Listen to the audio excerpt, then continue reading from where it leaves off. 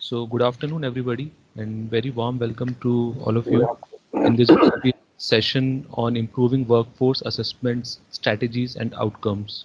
Today, we have with us Bhumika and Meher from Assessment Strategy team who would be running us through this session. Before I invite Bhumika and Meher to start with the session, I would request Vandana ma'am to address the audience with the keynote address and set the context for the session. Ma'am, over to you. Thanks, Anup. So, good afternoon, everybody, and I'm glad to see another BBL, which is going to showcase the work being done by our teams. And in my view, this is actually a very important topic. Assessments is something that has been discussed, deliberated in various fora at NSDC, by various stakeholders, and its importance comes from really two things and many other points, but two very important points. One is that assessments are really critical for establishing the credibility of the entire training process and the certification that is finally provided. If the assessments are conducted in a manner that lack credibility, then the entire training and certification process comes into doubt. So this is one part which makes this particular stage very important. The second part really is about the fact that we handle a lot of government programs, and a significant part of the payouts that take place are linked to assessments. So this is something which actually determines again how credibly some of the schemes and the public funds are being deployed for the training programs that are being delivered under the various schemes and programs. So these actually have driven a lot of the effort at NSDC to look more closely at the assessments that take place in our ecosystem. At an earlier stage, assessments were largely left to the SSCs to take forward in the manner that they considered appropriate. But over the years, there's been an effort to provide increasing amount of guidance, knowledge, capacity building support to deepen and strengthen this process. And given the scale at which we operate, the very diverse training environments, the candidate profiles from completely illiterate people to people who might be postgraduates or even more, it's quite a daunting task because you have to adapt to a very diverse context under which the assessments are conducted. So this BBL is something that the team led by Rekha has taken on over the last 1.5, 2 years. And the last year, there's been some interesting additions that have been done to the technical and knowledge base that we have on the subject. And it builds on the good work that was done by the PMKVY team earlier as part of their scheme operations. So this is really something that we thought was worth taking out to the larger team. And I'd like to acknowledge the good work that has been done by the team. And I'm hoping that through this session, as they share this, it would be useful and informative to the larger NSDC colleagues as well. So look forward to the presentation by the team. Thank you. Thank you, ma'am, for addressing the session and sharing some insights on assessments. Now, I would request Bhumika and Meher to start off with the proceedings. Good afternoon. Good afternoon, everyone, the senior officials from NSDC, colleagues, ladies and gentlemen. Thank you for joining us today as we, the assessment strategy team, take you through the journey so far that we've embarked upon for improving skill assessment in the Indian short-term skill training ecosystem. So it's all about assessments today as we speak, to simply put and to get the perspective cleared. From a practitioner's view, an effective assessment system should ideally be able to indicate from a cohort as to who all are competent and who all are not yet competent on a defined set of competencies that are captured in the qualification or standard. So for any learning system, assessments are the core, like Vandana ma'am touched upon. So it is for the short-term skill ecosystem. And the importance of assessment is such that while a well-constructed assessment results in better decision-making for multiple stakeholders, it leads to better access to further learning and livelihood for learners. On the other hand, an improper assessment can actually cause considerable harm to not just the learner, but with them the multiple stakeholders, including trainers, training providers, assessment functionaries, employers, and the sponsors of training. So on the supply side, if we look at assessment is capable of actually providing us very valuable data points with respect to how the quality of training has been, whether the training providers have been able to do a decent job of it or not, then share insights into the learning process, how learners have understood the abilities that were taught in the training program, moving on to supporting training providers with better learning, better planning with their trainings, and also providing feedback to learners with proper indications on the areas that requires improvement on their part. And not just that, but also provide a very clear indication on the employability and readiness of the candidate to get into the mainstream segment. So before I move on to the process of assessment as to what all it does entail, I would like to touch upon what's been, just to cover the background. For years, NSDC and associated stakeholders have been concentrating heavily on the training side of it, the development of standards, development of curriculum, participant handbook, facilitator guide, training center adequacy and efficiency, so on and so forth. So also Vandana ma'am touched upon that a lot of processes and information that's available with us right now on the assessment front is from the work done with through schemes like PMKVY and the team engaged with it, which is also adopted by many other schemes later on. Now with the coming of NCVT and there are other awarding bodies coming up, it becomes very critical to strengthen the quality of assessment in the system to bring in to increase the credibility. And so from strategizing and technical know-how point of view, the assessment strategy team is supporting businesses in enhancing the quality of assessment, thereby enhancing the acceptance into the market for the final outcome of the training program. So the expected takeaway from my colleagues today who have joined the BBL is to actually, as NSDC teams interact with through multiple programs with sector skill councils for assessment, these quality points that we are going to cover today, they can be really helpful in understanding how the lacunas in assessment can be overcome. Moving on to the process of assessment. Apparently, it seems that the process is very simple. However, as we go into the deep level of understanding, it is complex and that cannot be overlooked. The assessment process is a lot more than just the assessor who's the last mile connector visiting this center to conduct the exercise on the day of assessment. And for NSDC system, the sheer scale of assessment and the diversity of stakeholders involved make it all the more complex.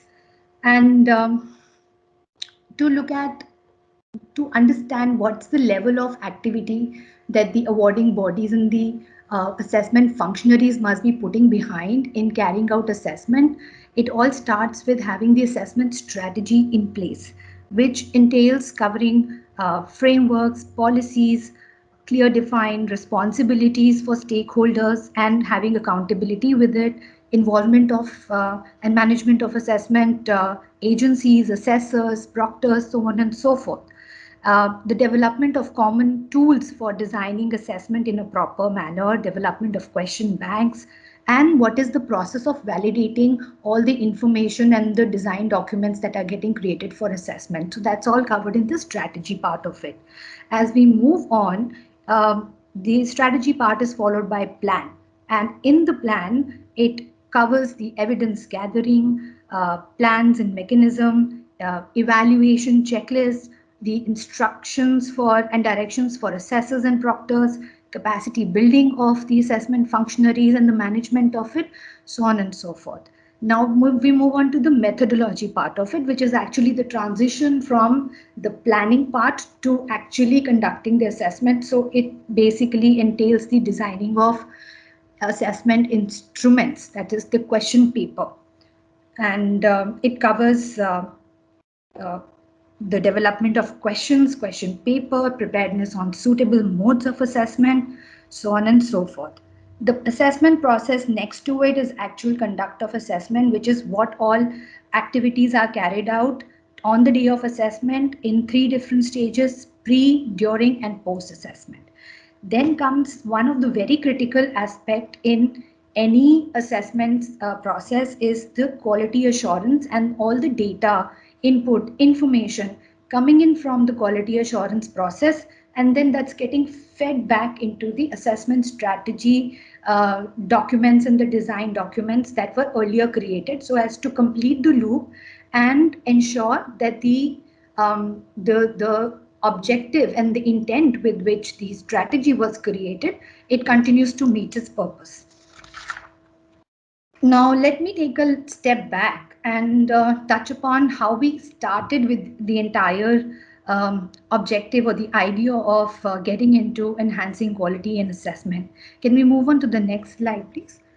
So, since we were working on strengthening the assessor development program under the TOT-TOA division at NSDC, and that was all done in collaboration with Singapore Polytechnic team of experts, we found that several tools and practices that are followed for assessments were internationally were actually either a miss or they were sporadically followed, which plus along with that the observations from on-ground monitoring of the TOA process, they were the eye-opener for us in the area, and the problem was very clearly visible to us. What we did is that we made a proposal out of it to see that these are the critical areas that we need to have a deep dive into and find solution to it. We went with the proposal to the management and it was well received, and then there was no looking back.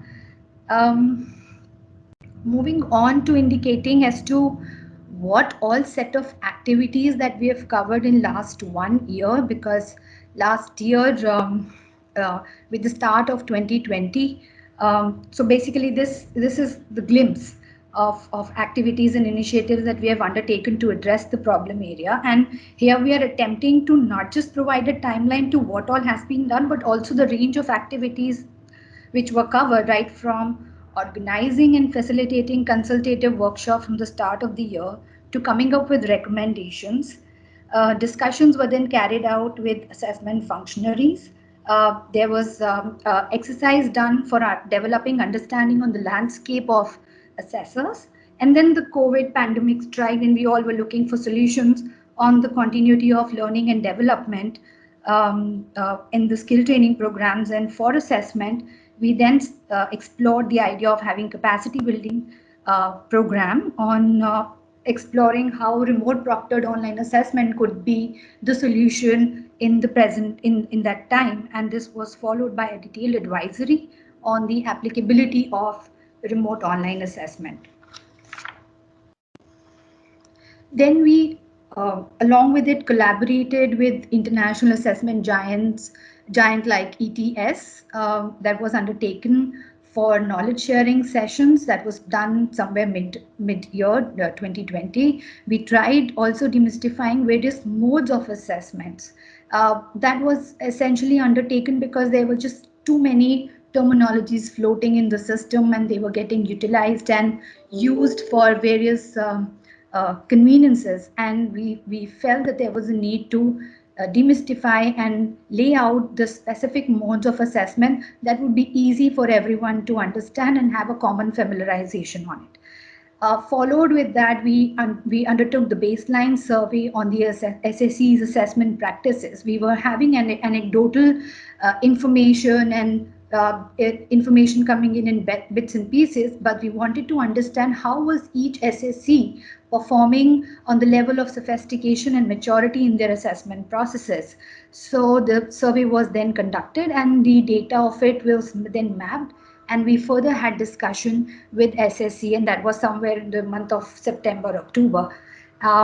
We also attempted answering the financial revenue sharing part, the ratio between SSCs and assessment agencies, which was also an input in the PMKY 3.0 assessment plan. So moving on to that, we worked on neutral assessment center, which is a novice concept in assessment for in order to conduct assessment independently from the training location so as to minimize the scope of influence or malpractice in the conduct of assessment. And in November, the detailed guideline on it's a guide on assessment that was released, and it was discussed in detail with ministry and SSCs. In fact, ministry received it very well, and they had also recommended the adoption of this guide to NCVT for suitable processes. So all in all, this has been the journey. We'll cover some of these activities in detail as we go along the presentation. But before we move on, I would like to mention here that we did collaborate with multiple teams in NSDC and SSCs and assessment agencies as we developed and worked on in some of these pieces. So with that, I would like to really mention standards team, market analytics team, PMKVY assessment team for their support and contributions. Thanks to Deepti ji, Sabina, Soma, Farhan, Neha, Shivam, Minakshi. Without you guys, we wouldn't have had this kind of information with us. Moving on to the first activity, which was when we understood that there is a problem and we needed to delve deeper into it. The first exercise that was undertaken was fact-finding consultation. Now, this was done to systematically understand and synthesize what was happening on ground with respect to assessment processes and practices. So NSDC, then in technical assistance from Singapore Polytechnic, there's a team of experts whom we had consultative workshops, and we involved multiple stakeholders.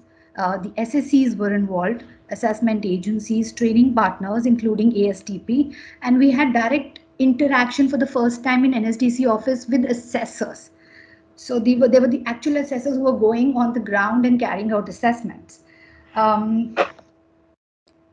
Throughout the workshop, various challenges, pain points, hurdles were very openly discussed.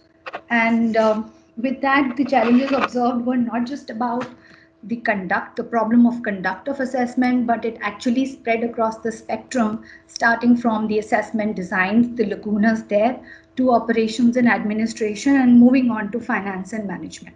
So right now we'll touch upon the key challenges that are very important for us to highlight. On the quality front, it was observed that the assessment design part of the assessment across sectors and QPs was not well thought through because of the absence of common design tool. Not just across the sector, but even sometimes within the same QP, the assessment design varied, which clearly indicated the problem of validity of assessment, which is one of the principles of assessment and must not be compromised in any case. Besides that, there was lack of standardization with respect to evidence gathering practice, assessment method, and typology of assessment. So basically, it indicated that while one assessment agency is valuing a specific performance criteria in the standard in a different way, the other assessment agency was doing it in a completely different fashion. So the yardsticks of performance evaluation were not common, and that created the problem. On the operations and admin front, it was observed that the assessment assignment had ad hocism, and it was low on regularity, not just for a specific scheme, but across schemes. And due to this, the assessors are finding it that their job was more of supplementary in nature and not a core employment. and assessors were actually loaded with too much of extensive compliance and documentation requirements, and they were left with a very small window for actually carrying out the practical skill assessment for candidates in a batch on a specific day. There was little evidence gathering process followed, monitoring data was becoming very, very scarce, which was leading to large scope of malpractice, and also the way the marks were getting uploaded into the system created a scope for malpractice. Information asymmetry was prevalent between stakeholders. Multiple documents, communications were present, but people were finding information to be missing. So, and also the grievance reporting, redressal support, all this information was not available to them. On the finance and management front, it was seen that there was low compliance on the assessment fee sharing ratio, even if, for example, a specific scheme had prescribed a fee sharing ratio, it was not followed because the responsibility between this assessment agency and SSC was not fixed, accountabilities were not fixed, and the responsibilities were not fixed, and that created a sort of confusion on the fee sharing ratio. And this ratio also changed across schemes.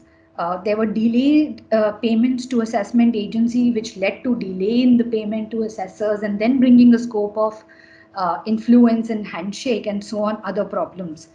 On the management front of it, the personnel involved with assessment processes were they're basically essentially found to be esoteric.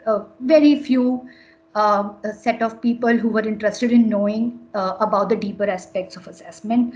Lack of assignment on the basis of performance. It was more done on the basis of equitable distribution rather than performance-linked distribution of assessment. And no formal recognition of proctors, even when the use of technology was encouraged and it was picking up. So these were the key challenges that were recorded and it was discussed. Having covered the challenges, the consultations also were around the recommendations for possibly overcoming these issues in assessment. And these recommendations were quite in line with the assessment reforms, and they were reinforced through the release of Assessment 2.0 document to all the sector scale council. Now moving on to recommendations. So that's been categorized into three broad segments, the design part, operations part, and planning part. In the design, so working on the assessment design, we are aware that for learning, there are certain tools like curriculum that forms the base for content creation, that facilitates learning aligned to standards. The equivalence of this in assessment becomes the assessment blueprint, which is the base for any assessment instrument, that is the question paper. And the recommendation is that for every QP, there has to be a base assessment blueprint, which should be a standard tool, customizable to the needs of the qualification pack, and would serve as a common tool for developing the instruments across assessment agencies for the same QP. On these lines, we also had resources like facilitator guide, participant handbook on the training side of it for covering the entire flow and scope of the content. Likewise, for every QP in assessment, assessor guides are seen to be the tool for providing holistic information on the conduct of assessment. Now, both these assessment blueprint and assessor guide, we will discuss in detail later in the session. The quality and standardization compliance-based inputs must be incorporated in the TOA programs is what we also understand as the recommendation, and the need to capacitate professionals who are engaged with SSCs in desired knowledge and management resources. Introduction of formative assessment was seen as one of the very important aspects in enhancing the design part of assessment. On the monitoring front, the use of technology was seen as one of the very, very strong points in overcoming the shortage of evidence and data points in coming up with the grievance resolution, monitoring, and performance evaluation of different stakeholders. Proctoring feeds for online assessment, for example, and the non-manual way of recording marks in the portal. All these are the recommendation that we have to look on and will be covered in the session also. The selection and work assignment of assessment agencies had to be reworked. It needs to be made more performance linked. And also establishment of structured grievance redressal system with clear dissemination of reporting system and escalation metrics. And this was on the operations and monitoring front. On the planning of assessment, it was suggested to have independent centers for conducting assessment, which should be detached from training locations to minimize the influence of any kind of malpractice. Establish ways for clear annual projection and assessment, that sufficient pipeline of assessment agencies, assessors, proctors could be ensured, and that could minimize the delay and rescheduling of assessments. And there was also need to re-examine the revenue sharing pattern between SSCs and assessment agencies, and the disbursement of payout for different schemes. So this all recommendation and challenges are actually covered in a comprehensive report, which is also available on Skills IP. We'll share the link of the report with you all so that you could look into it at later point of time.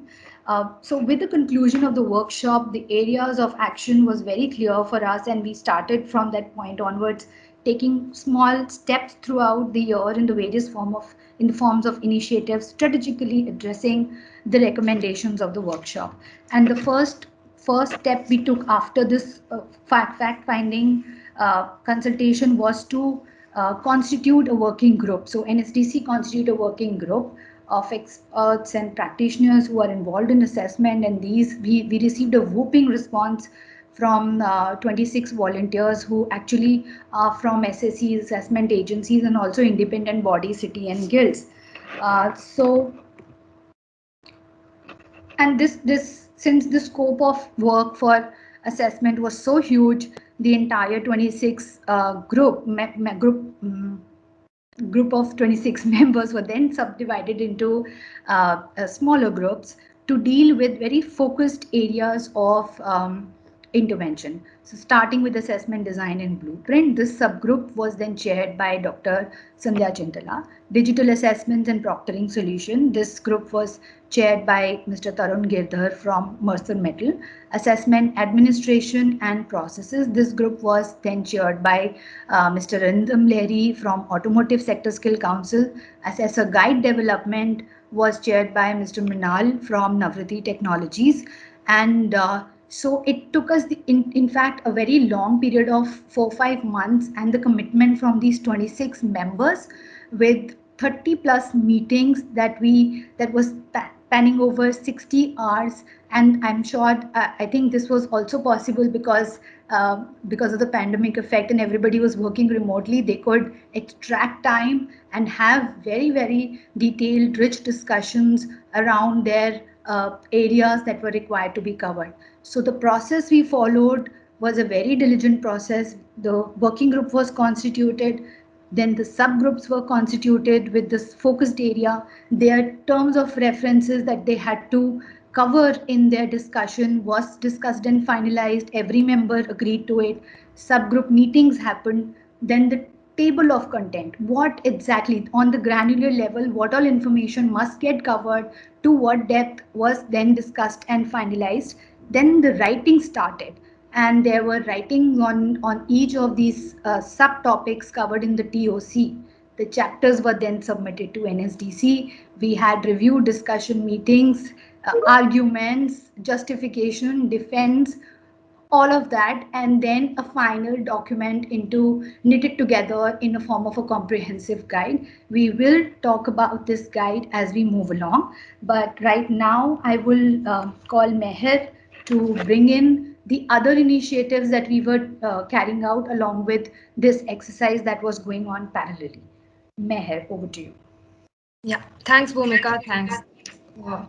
Hi, everyone. So, while we had this working group that was constituted in early April and discussions were ongoing amongst the various members, other initiatives were carried out parallelly to this that were either an outcome of the meetings that were happening or they directly supported these meetings. So one of the initiatives we undertook was analyzing the profiles of assessors that were entering into our ecosystem. The idea was that in the fact-finding workshops, we found that assessors were one stakeholder that, although we had a lot, we worked very we had a lot to do with them, we didn't interact very closely with them. So we realized we needed some sort of a background of where they were coming from. So we did a demographic analysis and an analysis on their education and experience. And I'll just quickly take you through what kind of findings came up in this analysis of assessor profiles. So we found that 88% of all our certified assessors were male. And this was also sort of discussed in the fact-finding workshops, what could be the possible case for this. And it could be because of the ad hoc nature of assignment that assessments entailed, and the travel to unfamiliar locations, which was leading to this gender skew. Then we also found that there was young people were favoring this. 55% of all certified assessors fell between 25 to 34 years of age. We found that there was very high concentrations in Uttar Pradesh, Bihar, and Rajasthan, and in fact, I think it's Uttar Pradesh, Madhya Pradesh, and Rajasthan. It's incorrect over here. 33% of all assessors were from these regions, and only 3% were from all the 7 northeastern states. So we could see that that a large amount of assessors were coming from the north and the west regions of the country. And all in all, 75% of all assessors were coming from 10 states alone. Then we also analyzed the education and experience of these certified assessors, and we found that 60% of assessors were graduates and postgraduates, and about 22% came after having done a certificate course like an ITI or a PG diploma or of sorts. Then we also looked into the kind of industry experience and assessment experience that these assessors were coming in with. While the median industry experience of all certified assessors was 5 years, and the average was 7 years. And we saw that manufacturing sectors like hydrocarbon, mining, gems and jewelry, they have had very high levels of industry experience, ranging from 14 years to 22 years on an average for their assessors. And in terms of assessment experience, we saw that the median was 3 years in assessment experience. And again, mining was very high. And interestingly, hydrocarbon, which had very high industry experience, had the lowest assessment experience. Assessors coming in from this sector had the lowest assessment experience. So this again gave us a sectoral kind of analysis of where the assessors were coming from. Additional to this, we also analyzed the certification compliance under various schemes. This data was limited at the time because we had just ported it onto Skill India portal, and not all batches were being conducted there. So only about 33,000 batches were taken into consideration for this. But we found that 99.7% of certification compliance, in the sense that 99.7% of all PMKVY RPL batches had a certified assessor. This was removing RPL bias. PMKVY special project had 95.7% compliance, STT had 93.5%, and fee-based had 76.4% compliance. This study is also hosted on Skills IP. We will be sharing the link in case anyone wants to delve into this further. Meanwhile, alongside this, team started facing the impact of COVID-19. We thought that it would be temporary initially, and then it turned out to be a long-term stoppage in the way of functioning. So there was, in addition to the roadblock in everything else, there was also Sorry to stop in between. Before we proceed, can we ask the audience, in case they have any questions they can ask? Because like a lot of things have been covered, and I would request audience, in case they have any questions, they can please ask. raise their hand and ask the question. And guess not, then we can move ahead.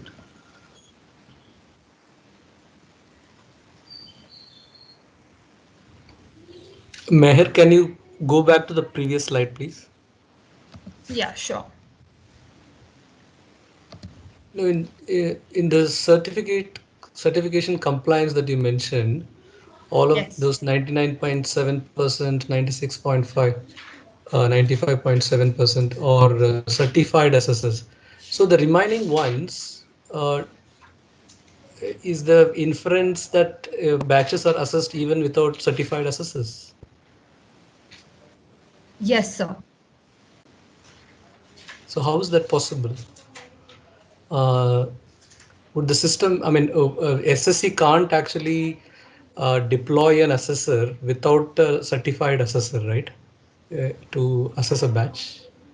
So SSCs can allocate assessors for batches, uh, whether they are certified or not. This study was simply capturing, it picked up the data of batches and the assessors that were assigned to these batches. On the side, we had data of certified assessors, and we simply correlated that data to see whether the assessors assigned to the batches were certified or not. Bala, Rekha here, just to add, in PMKVY, we have mandated that only certified assessor will be assessing the batch. But in fee-based, there is no as such conditions which are there. Not only fee-based, even for non-PMKVY, we are not mandated that only certified assessor will be there. Though there is a direction and directive we have from the SSC governance side has been given. Also, the assessment reforms talks about certified assessor, but the compliance check is there in PMKVY. Yes, Rekha, thanks for that. My question is emanating from that only. Yeah. So if it is so, then this point, Five what, should not be. 4.3%, sorry, 4.3% or 6.5% or 0.3% in RPL, all of this, does that Should mean that not be there. they have been batches have been assessed, but by a non-certified Non-certified, assessor? possibly. Yeah. So that is something interesting fact that we need to verify further. Yeah, thanks.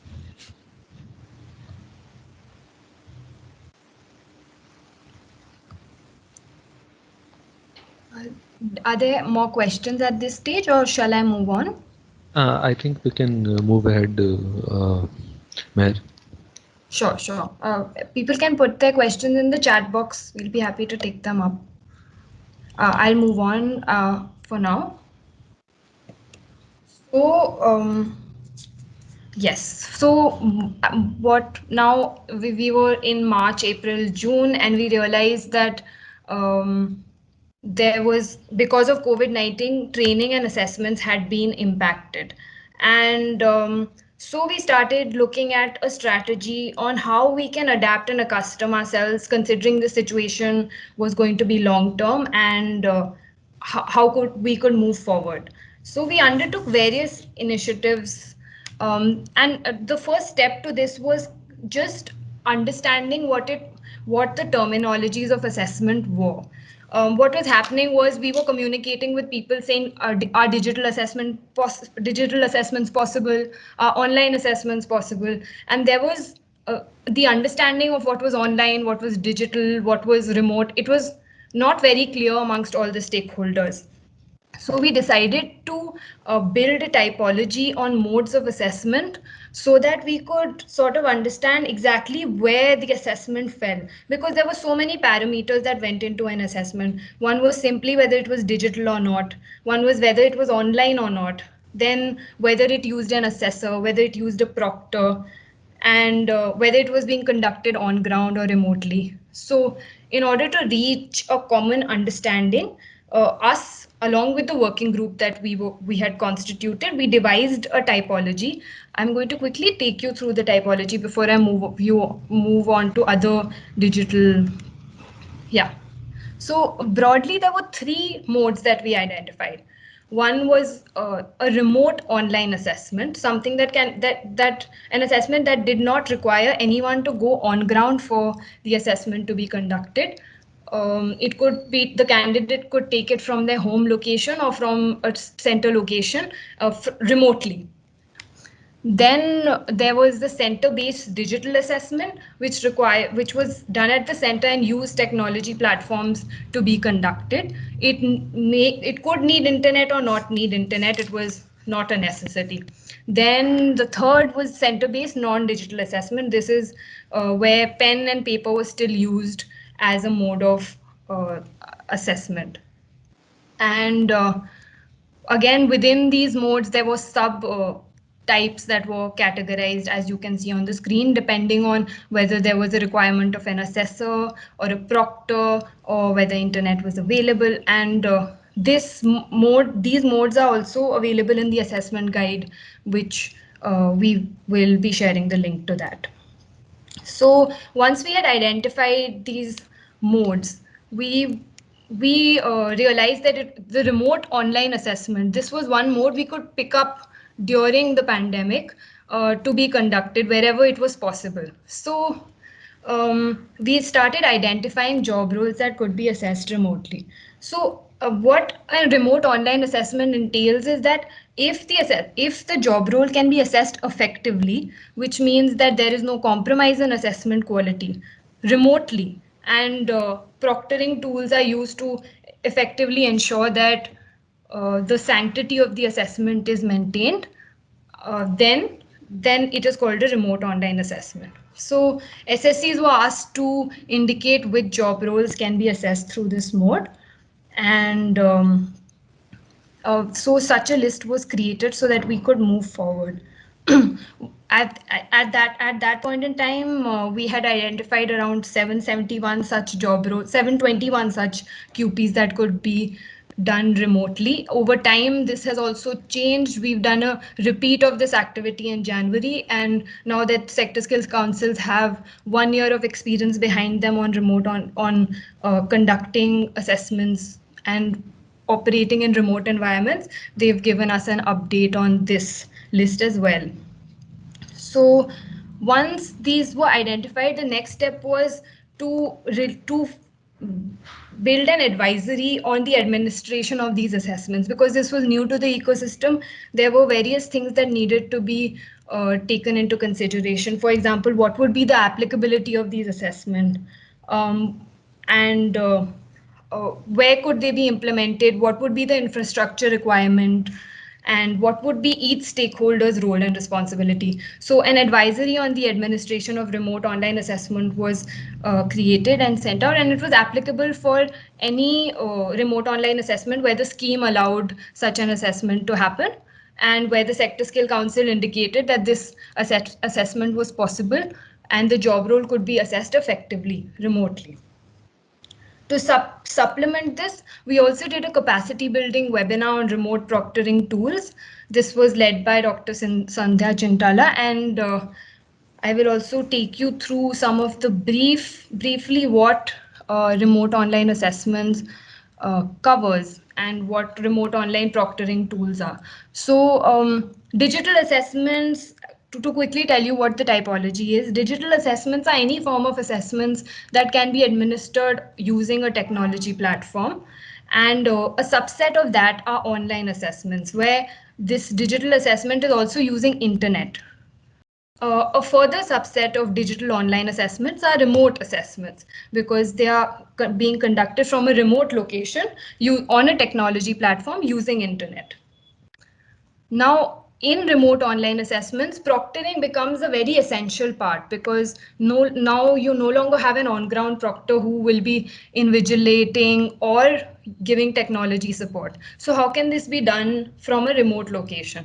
So through our discussions with the working group and with the assessment agencies we were working with, and in building the advisory, we identified that in remote online assessments, there are various proctoring various types of proctoring that can be implemented. The first is a live human proctor, where someone sits on the other side of the video camera and is able to view the candidate doing the assessment task and keep an eye on the batch through video feed, camera, audio, video feed. The second is system validation. So these are checks that are built into the system. For example, they ensure that the browser is secure, to ensure that the candidate is not switching from one window to the other, to ensure there's no copy paste functionality allowed, that the candidate cannot log in from multiple devices. These little checks are built into the assessment platform to make sure that that is not possible. The third is a very new and emerging kind of proctoring tool that is being utilized by assessment agencies all over the world now, is AI-based proctoring, where artificial intelligence tools are used to raise flags by identifying if there is, for example, another face in the video. So it detects double faces, or it detects objects such as mobile phone. It detects if the candidate is looking here and there by keeping an eye on the ears of the candidate. So this is again something that's being explored and is being offered by a lot of assessment agencies in our ecosystem. Okay. Next, I will move on to the assessment score analysis. So market analytics team earlier in the previous year had done a study on this assessment scores for under PMKVY. And I'm just showing you a sample of from their study that they shared with us. And as you can see, there are spikes at the 70% mark, and the bell curve is not maintained. It's skewed towards one side. So we had a series, once market analytics team and us, we had discussions on this, and we had some consultations with sector skill councils and assessment agencies to understand what was going on and why were we seeing these kind of curves. So some of the reasons after our consultations we identified were that it was because the causes are listed. Some of the reasons were that grace marks were being awarded by sector skill councils and assessment agencies, leading to this curve showing a spike. The second was that the design and development of the questions and the assessment was skewed.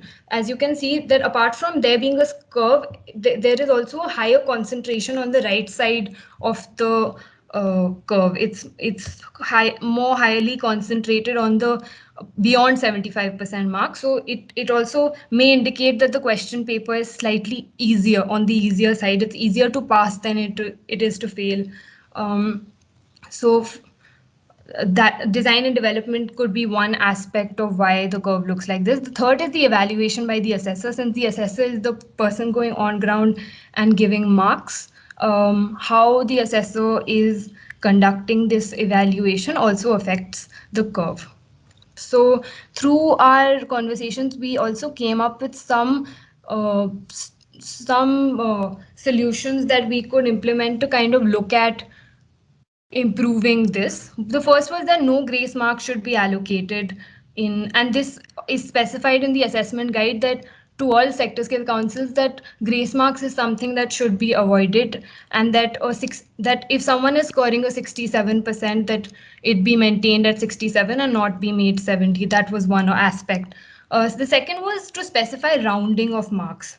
So if someone is receiving a 67.4, whether it should be rounded off to the nearest absolute number, and these kind of rules would help. This would help set some rules in the scoring process of the assessment. In order to address the design and development of the assessment, the assessment blueprint, which Bhumika has also earlier spoken about, would help bring standardization in and address anomalies. For example, if we found that an assessment was too easy, then accordingly the blueprint could be amended so that that could be taken care of. The third is to standardize the evaluation by the assessor, again by bringing in the assessor guide, something that Bhumika has also touched upon before this. In coming up with these causes and solutions, we also had consultations with ETS. We had an MOU with ETS to build capacity on assessments, and they also had a discussion with us to help demystify what was going on in these graphs. And additionally, in order to improve design and development of workforce assessments, they conducted a series of webinars.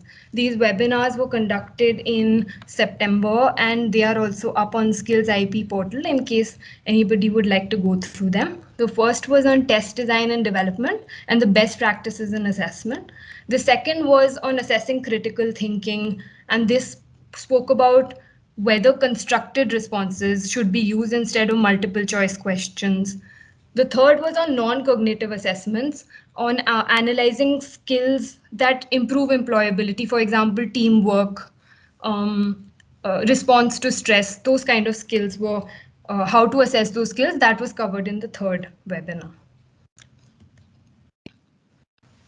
Okay, so once we had done this assessment score analysis, we also side by side started realizing that sector skill councils fell on a spectrum. All sector skill councils did not have the same kind of practices going into assessments.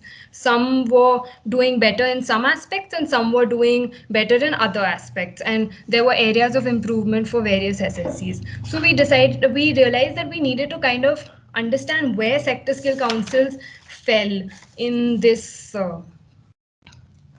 And so we conducted a baseline survey on SSC assessments.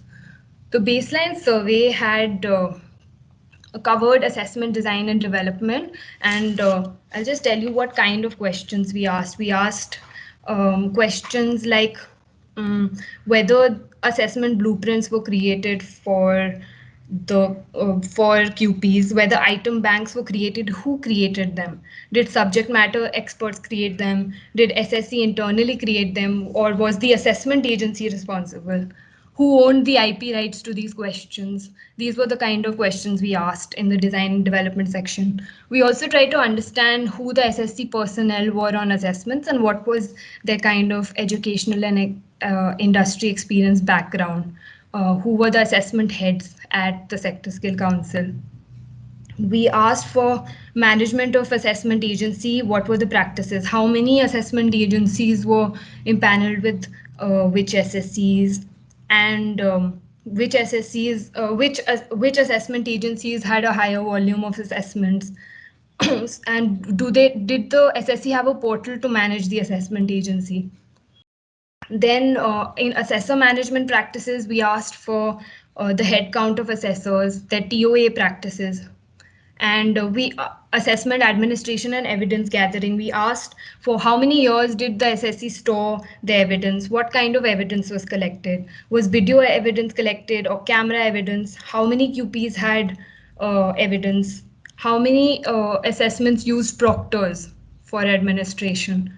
Then we also asked in monitoring and compliance and other questions covering new topics like did they have a grievance redressal system, how many assessors and assessment agencies were blacklisted, reassessment requests, how many reassessment requests did the SSC have, and did they have formative assessment initiated for any of these QPs. So we covered a whole ambit of things when we sent out this survey, and we sent it to sector skill councils, and it took us many weeks to get back the data. Then we also filtered this data, sent it back for correction. There were this was done multiple times to correct data when we saw anomalies. And then finally, when we were satisfied, we did a data analysis and we created a presentation. This was also shared over email with NSDC colleagues, and we'll also share a link with you if you'd like to look at it again. Once we had done this data analysis that showed all these questions answered sectorally, we did a mapping of SSCs on assessment practices. We wanted to understand what SSCs, like we said, we wanted to diagnose the sector skill council's preparedness on various aspects. So we found that some SSCs did better in the design and development aspect and others did better in the administration aspect. But again, this was the first time this exercise was conducted. So we created this mapping with SSCs and we had discussions with them to show them that these are our findings. And this is to be worked upon, this mapping that can be conducted to see where sector skill councils stand. And SSCs also, the idea was to help them look at what they can improve on, or what they felt that they needed capacity building on. And that's what this exercise helped us do. And it's also being explored going forward that maybe assessment quality can be something that can be included in the annual business plan of the sector skill councils. I'll just give you a one slide, a glimpse of what kind of analysis we did in this baseline study. So if you see, this is a sample from this survey that we did. This is a sector-wise count of assessment agencies empaneled. And you can see electronics, apparel, instrumentation, they have high, above the 40 assessment agencies, while hydrocarbon and infra only have 2. The red indicates those sector skill councils who said they did not follow the RFP process for selecting assessment agencies. The gray area at the back, the gray area at the back indicates the volume of assessments conducted under that sector in FY 1920. We did this analysis to kind of see whether there was any correlation between the count of assessment agencies empaneled with the SSC and the volume of assessments in that sector. And you can see that for sectors like apparel, instrumentation, the count of assessment agencies is higher and the volume is lower, whereas here in agriculture and ITITS, the count of assessment agencies is low while assessment volume is high. So this was just an interesting finding that while we were doing the analysis, and there are more such in the complete deck of the baseline survey. I will now hand over to Bhumika to take you through the assessment guide. Thank you, Mehul. I know we have less time in hand, but will not take much time. We'll try and cover as much as possible in the shortest span time to take you through what this assessment processes and protocol, the guide for short-term skill training program is all about. So you remember the earlier slide where the working group constitution was talked about. That was somewhere in the month of May, June, and the working group provided over this period enough insight on the aspect and scope to be addressed. Actually 26 members worked very diligently and with utmost sincerity, and they actually contributed a lot of time in discussing, coming up with their contributions in terms of expertise and experiences for the larger benefit of the STT, and we do acknowledge them. It's there in the guide and also with independently with the members. So what is this document titled Assessment Processes and Protocol all about, and what to expect from this? And the document is basically attempting to capacitate the relevant stakeholders, assessment functionaries, essentially the sector skill council, assessment agencies, assessors, proctors, even the training centers on the use point of view, is to capacitate them with the standardized and desired approaches on assessing the test takers across modes of assessments and schemes for improving credibility and quality in assessments. The document covers major themes starting from key stakeholder responsibilities, because for it was needed for having clear accountability on every stakeholder and leaving no room for perceptions and convenience-based set of activities assigned to different stakeholders and for different schemes also. So then from key stakeholder responsibilities, the next theme for the document is assessment design and development, which is a technical piece, we'll talk about it, and then the assessment planning administration to quality assurance. So the guide goes beyond the direct or broad directives or compliances and covers each critical area with assessment processes, covering useful examples. We try and bring in as many samples, checklists, tips, templates, so on and so forth, to a large extent focusing on the how part of improvement in assessment can be addressed.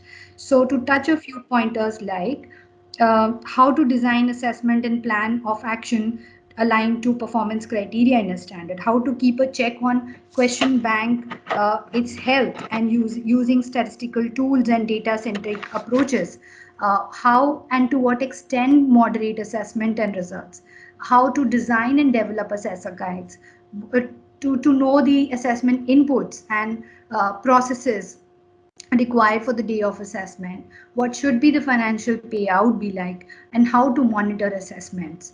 So moving on to specifically the assessment design part, because that's seen as very critical, and this is a technical theme also which deserves strong understanding by the functionaries. One of the critical part of designing is the assessment blueprint. I know we have used this term quite many times in the session, so it's important to look at what blueprint is. It's basically a plan of action or decisions that are required to be taken for assessment of a qualification. It covers what is it, how to apply it, how to map performance criteria with question, how to allocate marks and time for each question, what kind of questions are required to be used in a specific performance criteria evaluation, what kind of allocation of difficulty has to be assigned for every question mapped to a performance criteria and getting tested through the allocated question. So if we go to the next slide, there's an image of how the assessment blueprint looks like.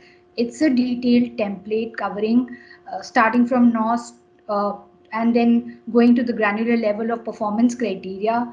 What is the marks allocated for every performance criteria, which is covered in the assessment criteria captured in the QP, and with it what is the suggested number of questions that are required to be allocated. So this would include clubbing of certain pieces together to form a question and have it allocated to test that performance criteria, and associated knowledge and attitude and other aspect to it.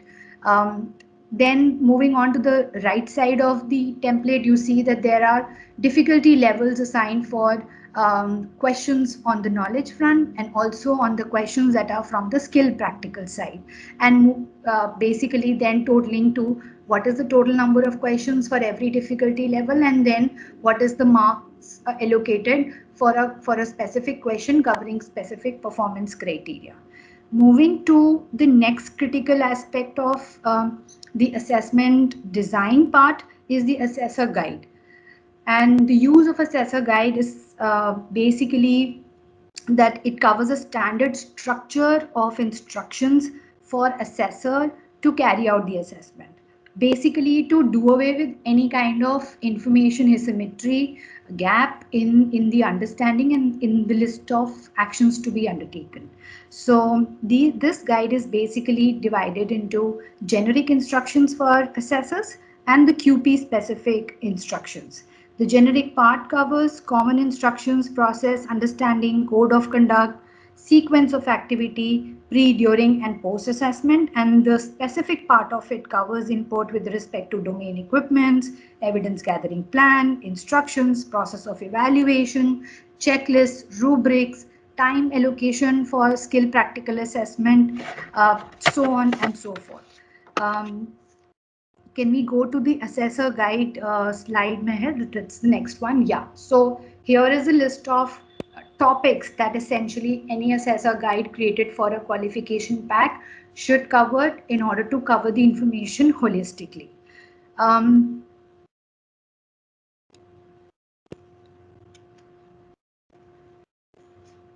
So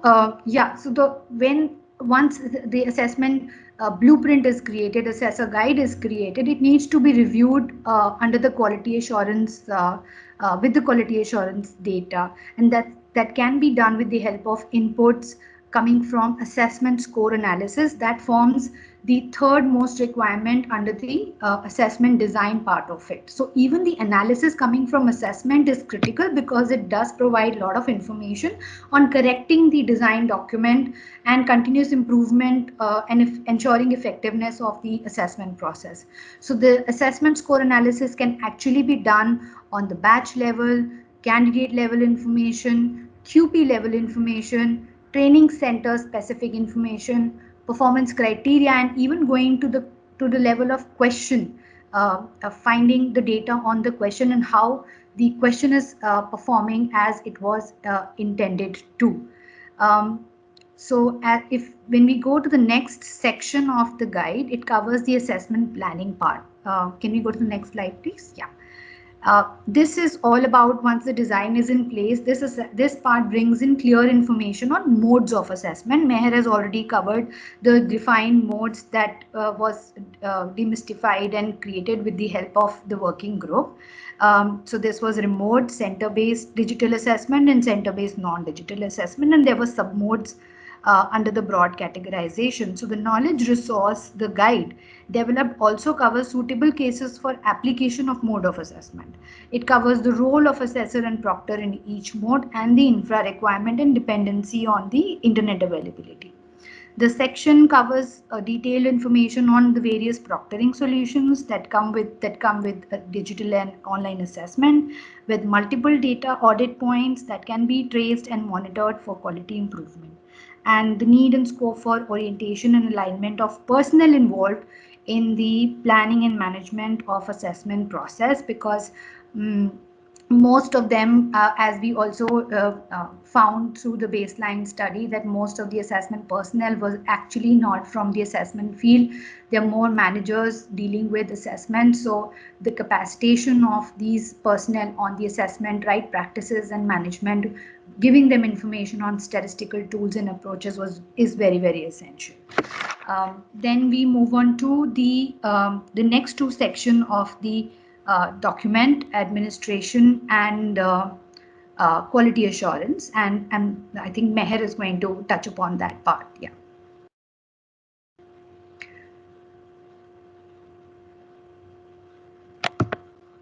Meher, are you there? Apologies, I was on mute. Yeah. Thanks, Bhumika. So the assessment administration covers assessment activities, which is starting right from selecting a language in which the assessment needs to be conducted to publishing results, and the pre, during, and after, which stakeholder is responsible. It also covers the timelines, how much in advance should the assessment request be put in, and the complete timeline in line with the assessment activities. The code of conduct for assessment agencies, assessors, and proctors on the day of assessment is also covered. How they need to appear for assessment, and what they need to look out for.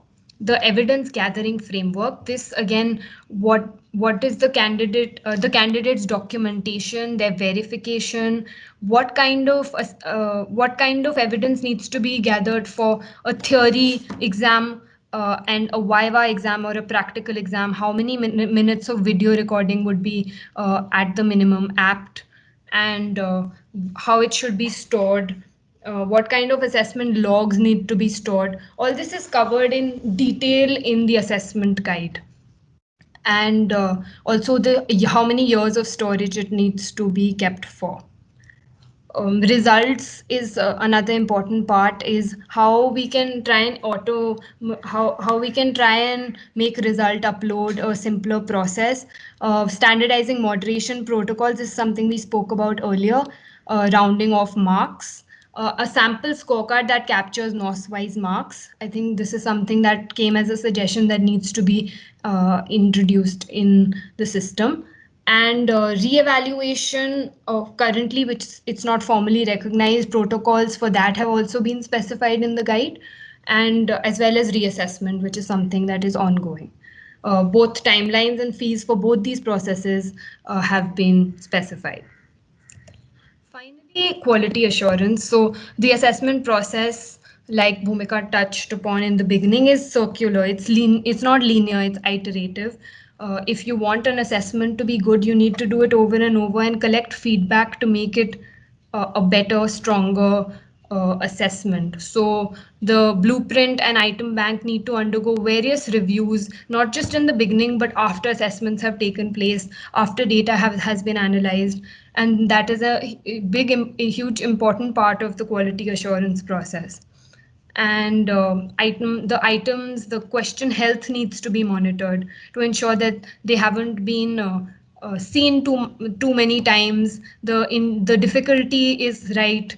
The whether the students who are scoring well are being able to answer questions in the way that we expect them to answer, and to ensure that reliability, fairness, and validity in the assessment process is ensured.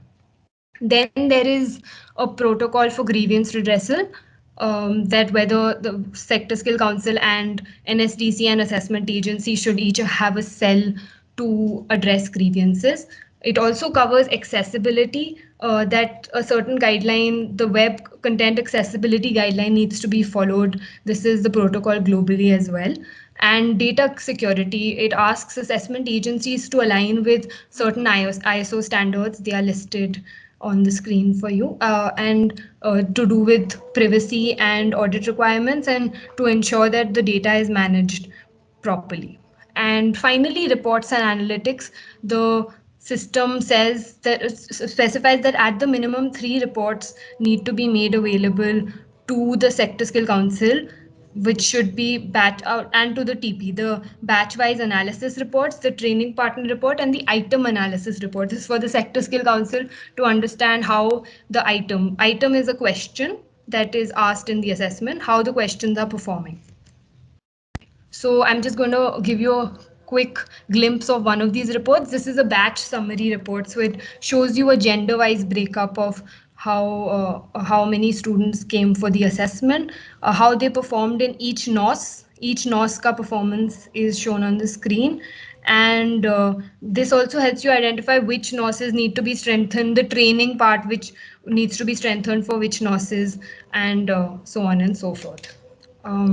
Yeah, I think we can take questions now. Bhumika? Sure. If Pankuri mentioned that she has some questions, so we can take that. Sure.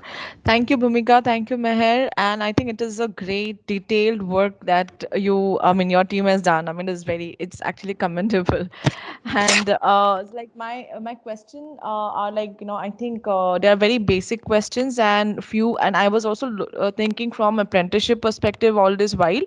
So the first question, can you just elaborate or, mention about the assessment blueprint. So what is this assessment blueprint? Is it not the criteria that is already mentioned on the QP or the MC, or is it something beyond the assessment criteria?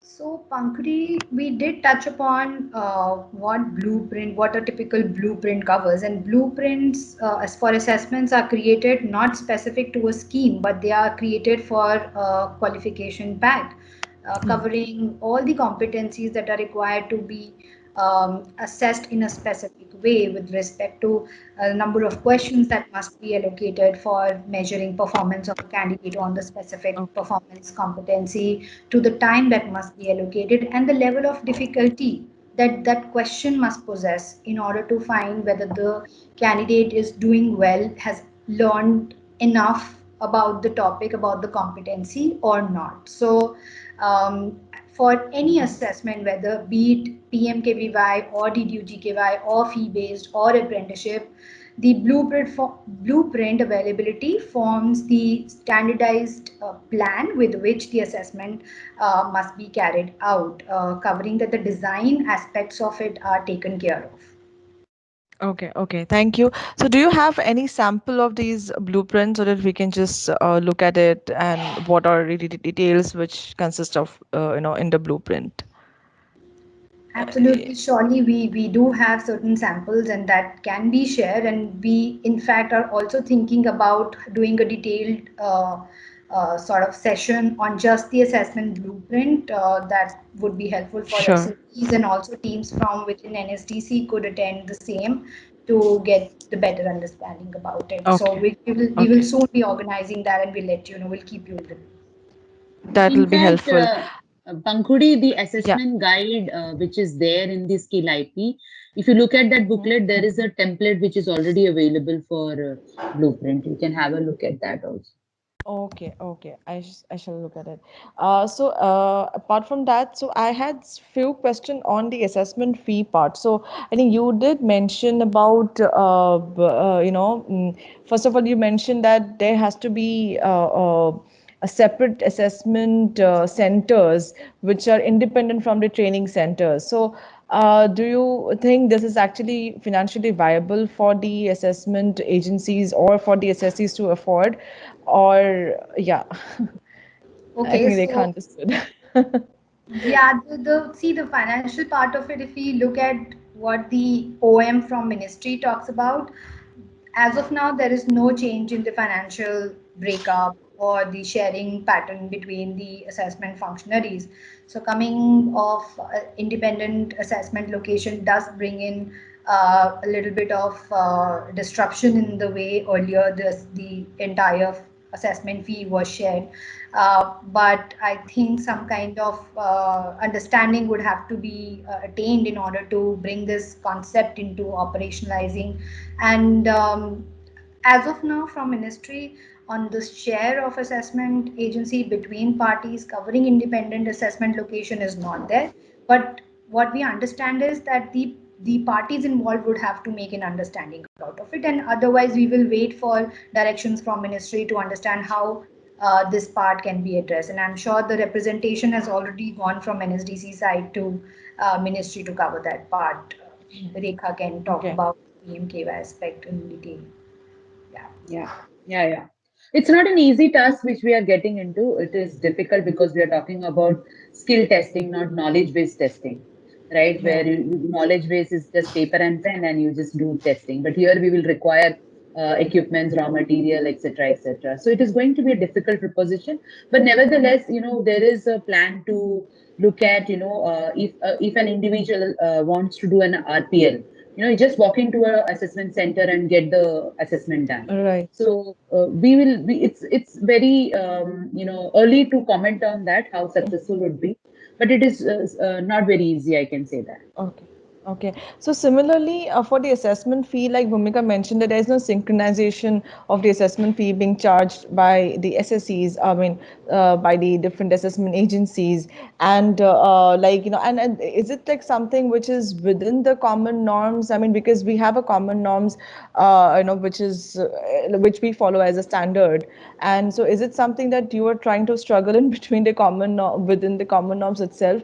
Because the same issue is also happening in apprenticeship, as you would know, as Rekha of course knows about it. So that's why we even, I mean, is it the same, I mean, are we sailing on the same boat? That's what I wanted to understand. So, if I've understood your question correctly, Pankuri, you are basically trying to know if the common cost norm talk about the revenue sharing pattern of assessment fee, right? And are you facing the issue still, even after the common norms is existing? I mean, are you still facing this issue of different assessment fee being charged? So, to answer your question, the common cost norm basically provides the overall assessment fee information. And Mhm. the assessment fee is then available, that information is available for different CCN categories, right? These common cost norm does not go into the details of the breakup of assessment fee between the stakeholders involved. Um, Ideally, a awarding body should be carrying out the entire assessment function, but in the system, in the short-term skill ecosystem, it's the assessment agency who also shoulders a lot of responsibility in designing, to conduct, to result evaluation. Whole sort of activities are on assessment agencies, and then the need of dividing the assessment fee comes into the picture. So yes, the struggle is there till the time fresh or till the time we revisit the assessment fee sharing pattern between the assessment functionaries. And it varies basically from scheme to scheme today because of the different expectations, because of different modes of assessment that are followed across schemes. There is no specific instructions on that as of now. So yes, there is variance with Okay. respect to the So, way assessment fees shared. right. Meher also showed about different modes of assessment, like digital assessment, online assessment, remote assessment. So do you think that the fees actually varies from different modes of assessments? I mean, and how much it should be? I mean, have you done any detailed analysis on this part? Like it'll be I mean, definitely different from an online a pen and paper assessment to an online So, assessment, right? Yeah. see, I don't know, Rekha or Meher, do you want to take the question? Otherwise, I'll answer it. I'll go on answering all the questions. Okay, so to answer your question, mode of assessment, whatever is the mode of assessment, major chunk of activity associated with assessment does not change. The sector skill council or the awarding body still is required to perform the assessment design and development activities for the assessment. They have to continue with the development of assessors or the proctors, regardless of the mode of assessment. They have to ensure the monitoring and compliance requirements are in place. They have to ensure that the question papers and the validation of question bank and all the quality assurance aspect on assessment is in place. So really, in my understanding from the consultations that we've had with stakeholders, we don't see the justification of changing assessment fee because of the change in the mode of assessment. Yeah, and just to Okay. add But to of what course, Bhumika said, that even this is even covered in assessment reforms 1 and 2, that all theory assessments are supposed to be online, are supposed to be digital. That is also the feedback that we got in our working group, that all theory assessments can be done digitally. They should not ideally be happening on pen and paper. So that mode, even when I covered that mode, it's captured because it's still happening under some sectors. But the what we've heard from the ecosystem is that for theory assessments at least we can move completely digital. So that is something, that transition has almost happened under all sectors, save for maybe one or two sectors. Okay. and, So, and the yeah.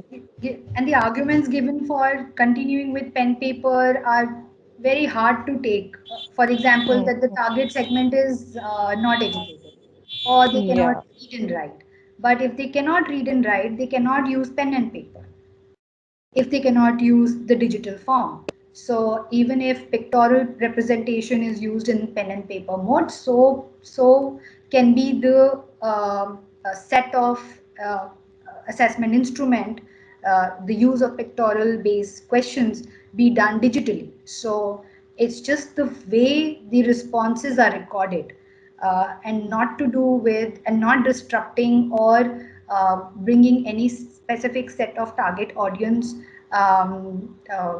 compromising the process of assessment.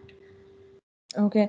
Meher, you mentioned about the QPs where online assessment can be done. I think you have identified something around 70 odd QPs.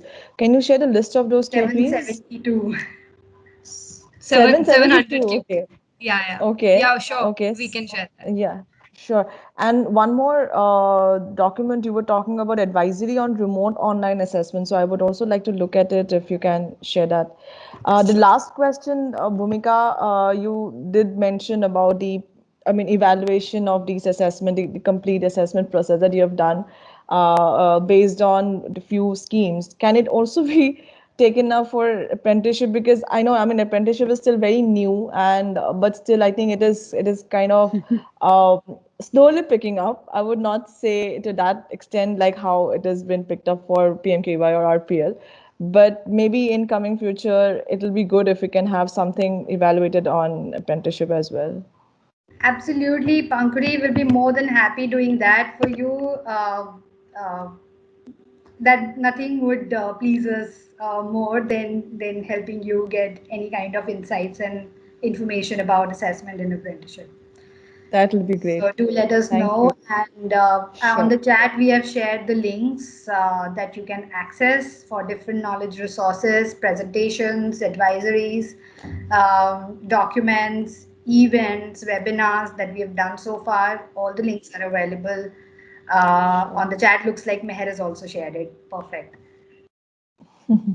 Thank you so much, Bhumika, Meher, and Rekha. Thank you. Thank you for attending and being with us throughout. Bhumika, Ram here from Chairman's So, office. Good evening. A very compliments to a team, very elaborate work, very detailed work, and something that is very insightful.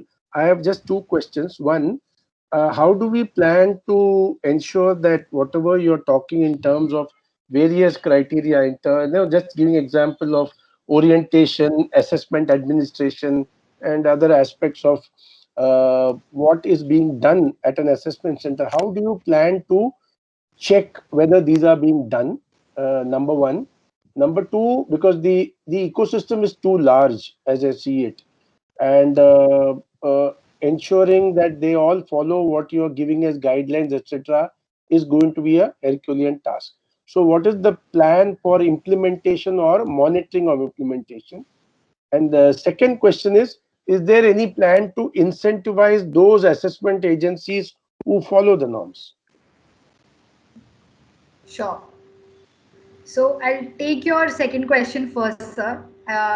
The performance-based allocation for assessment, performance measurement of assessment functionaries, including assessment agencies, is one of the activities that we have planned.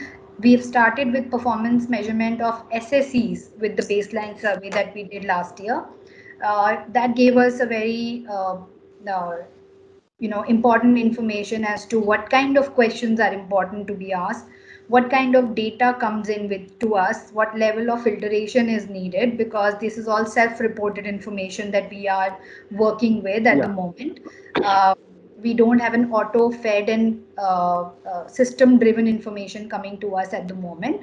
So with whatever information we can procure, with that, some kind of performance mapping was done for sector skill councils, and the information was shared back with assessment with the sector skill council for them to look at their own practices. And something very similar we intend to start with assessment agencies.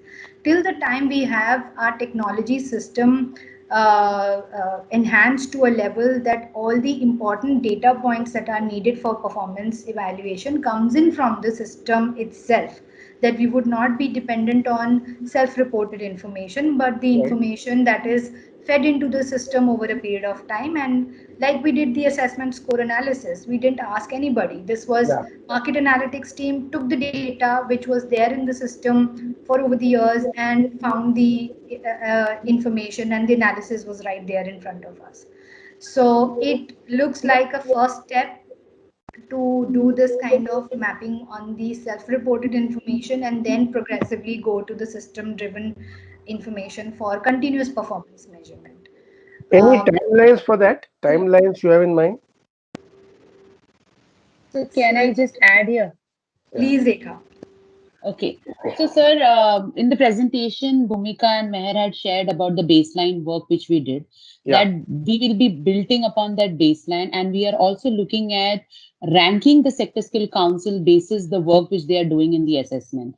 So, meanwhile, we have also released the assessment reform from the SSC governance side that has been tracked, and that has been put in the annual business plan. So we ensured that assessment as one of the criteria should be part of the annual business plan, because SSC governance team, when they do the ranking, that is one of the aspect. And apart from that, we will also do the ranking of the SSC based on their performance in the assessment. So this baseline will be, will be kept as a base, and from that it will be built on. So, and in the baseline, we also understood which are the sector skill councils who are doing better in the design aspect, better in the administration, and what are the quality assurance parameters. So we know which are the SSCs are, doing well, not doing well, and accordingly, the capacity building of the SSCs will also be done. Because we also know that many of the staff within the organization of SSCs are not the assessment designer or expert from the assessment, but are operational people who just pass on the request from, they get the request in SIP, they pass on it to the assessment agency, and then they get the result and publish it into the SIP. There is no, as such, the designer work which an individual they is are supposed just to a do. post office. They are just Yes. So more of an operational person. So how do we strengthen their capacity in terms of analyzing the data, looking at, like Bhumika was talking about moderation, they were talking about item analysis, all those things needs to be strengthened. So these are our plans for, strengthening the assessments with the SSEs. Yeah, so I feel it is quite a humongous task. Honestly, Yeah. you have 36 sector skill councils and you have innumerable assessment agencies covering 36 sector skill council, and their performance will be based on the various assessment agencies that work under them. When I go through the list of assessment agencies in some of the sector skill councils, there are so many. You wonder whether, I mean, they may be good, but one gets a eerie feeling that these are all some of them may be just assessment agencies for namesake, and this is just a perception. We could be wrong. Hope we are wrong. So what I have a suggestion that while this is a very, as we all agree, is going to be a very difficult task, in order to have more impact, you could probably focus on those sector skill councils where maximum training is going to be done. And when I say training, I'm talking about short-term training, is going to be done from an allocation perspective due to demand or whatever reasons could be in the, say, current PMKVY. If we can focus on those few first and get done with it, I know it's going to be part of the annual business plan, but if we can get this few sectors skill councils to really and truly implement all that we are talking about, then they could become model for from where we can replicate in others. This is just a suggestion to make an implementation part happen faster in a few SSCs for maximum impact, and parallelly you could do for others, because attempting to do for all annual business plan will be end of 2022, and by that time you don't know what's going well, what's going wrong. Because all I'm saying is the key is implementation. A very good work done in terms of analysis, and I really appreciate the granularity of the analysis. And I also agree it is very difficult because this is all about skilling. Everything can't be objective, everything can't be proctored or made online like a JEE or a GMAT or a CAT. It's not possible, but within the realms of possibility we need to be as objective as possible. So it's going to be very, very difficult, but we do it in a few places, and those who do well get incentivized and those who don't do well get disincentivized. That could send a message to the others to pull up their socks and do better in line with your handbook or guideline that you're publishing and sharing with. Yes, sir. In fact, what we have done is that we have written to the sector skill councils that they should focus on to begin with the PMKY job roles, because that will be the first set of QPs which we are looking. And meanwhile, with the standards team, we have also started telling them that working with them that the new QPs which have been presented by the SSCs, they should also present the assessor guide as well as the blueprint. That will be a confidential document within only for the consumption of NSDC, not to be published outside, just to ensure that they have started doing this activity. Okay.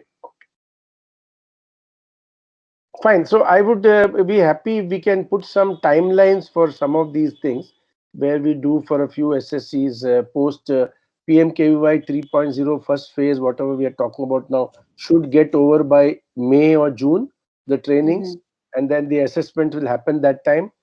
Will it be possible to do a evaluation of how these assessments are being done in those cases, or is it too early and we need to give them more time? So some of the sectors will be able to pull in because of their capacity and bandwidth, but not all, for sure. Fine. That's why I said let us focus on few and make it happen, because when you do something which is part of a plan and you implement in a few, the NSDC team gets motivated, the SSCs get the right message, the assessing agencies realize that now it means we have to live up to certain quality standards, else we will be out of job. When the messaging goes strongly, it will be easier to implement in others. So it will be great if we can do a quick implementation in a few select high potential, high impact SSCs. Sectors. Yeah. That's already on. Yeah. Thank you. Thank you, sir, for your suggestion. If there are no questions. In case there are more questions, please feel free to ask. Just one input to the business team who are there present for the webinar for this discussion. Because all of you work with the Sector Skill Council, it is important that, when we do monitoring for your own project, suppose it is CSR or any other program, we miss the monitoring of assessment. So 3 things which we wanted to share with all the business team is that the assessment monitoring, when you do, just ensure that they have the blueprints for the QPs. Just check whether they have the blueprints. Second is that whether they have the assessor guide for that particular qualification for which they are doing the assessment. And third, please ask them to do the share the analysis of the results. This will help you to build your business and also strengthen the assessment part in your area of intervention. That's it from our side. Yes, Bhumika, ma'am. Yeah, nothing more from my side. I think we've spoken enough, and we've already extended the time that was set for the session. So if there are no more questions, One last thing from my side, that the assessment guide is a great document and everyone should look at it and share, like it'll be useful for all businesses. And I really like, it's the last document in the list of links that has been shared. It's very comprehensive, and I'd urge everyone here to kind of take a look at it. great. Sure. Thank you. Thank you. Okay, Thanks. thank you, Kind everyone. the session was really enlightening, and I really commend the efforts taken to streamline and strengthen the assessment process. And this really deserves a round of applause. And You can send the clap emoji. like But it's this really very online has become so much that we should do something that is like the physical one. right. That is the clapping part. To kill the monotonicity. Yeah. So okay, so also I think like a lot of insightful work that has been done to really help would really provide food for thought to the business teams to strengthen the assessment process. And assessment guide, I think it's really good, very good work that has been done, which contains a lot of best practices, which again business teams could follow to strengthen and streamline the assessment process that is currently being done. So thanks to the assessment strategy team for taking us through this insightful session.